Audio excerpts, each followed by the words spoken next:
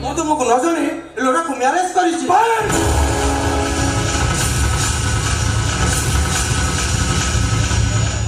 ଭାଇ ଲୋରା ଖ୍ରୀଷ୍ଟିଆନ ହେଲେ ବି ତା ଘର ଇଣ୍ଡିଆରେ ଆଉ ତାପରେ ମୁଁ ତାକୁ ଭଲ ଭାବରେ ଓଡ଼ିଆ ଭାଷା ଶିଖେଇ ଦେଇଛି।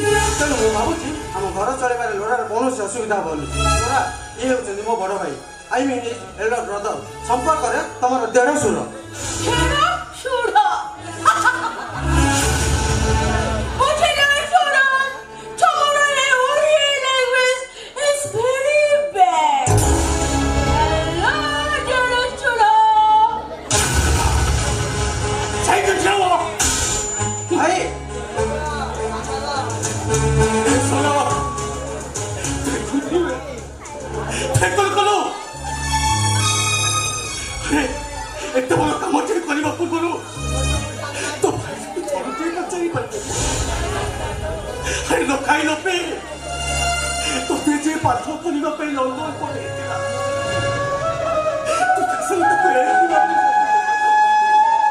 ମୋ କଥା ଟିକେ ଶୁଣ ଭାଇ, ମତେ ଟିକେ ବୁଝିବା ପାଇଁ ଚେଷ୍ଟା କର।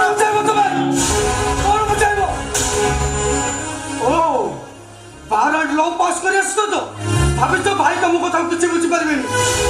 ଆଗରେ ଯୋଉ ତା ଆଖିରେ ଚଷମା କୋଟ ଭଳି ବିଲାତି ବାବୁ ହେଇଯାଇଛ ନା, ତେଣୁ ଭାବୁଛ এই ମାଟିର ମଣିଷ ମାନଙ୍କର ଦାମ କିଛି ନାହିଁ।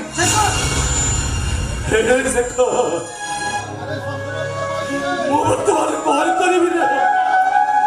ଆରେ କଣ କହି ସୀମାଟାକୁ ବୁଝେ? ଆରେ କେମିତି କହିବି?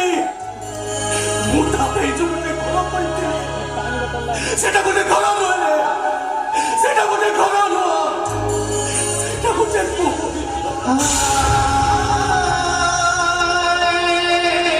ତାହେଲେ ସୀମା ତମକୁ ଭାଇ କୁଳ ବହୁ ସାଜିଥାନ୍ତା। କୁଳ ବହୁ ସାଜି ଏ ସାମନ୍ତରାୟ ବଂଶର ଉଚ୍ଚା କରିଥାନ୍ତା। ଲକ୍ଷ୍ମୀ ପୁରାଣ ପଢି ଭାଇଙ୍କ ସମ୍ମାନକୁ ସେ ଉଚ୍ଚା କରିଥାନ୍ତା। ତମେ କଣ କଲ ସୌର ଭାଇ? ତମେ କଣ କଲ? ସୀମାକୁ ଏ ଘରର ମୋବାଇଲ ଗ୍ରହଣ କରି ଭାଇ ତ ତା ହାତରେ ମୁଦି ପିନ୍ଧେଇ ଦେଇଥିଲେ। ଏ ମୁଦିକୁ ଭାଇ ନିଜ ହାତରେ ଖୋଲି ଆଣି ମୋ ଲୋରା ହାତରେ ପିନ୍ଧେଇ ଦେବେ।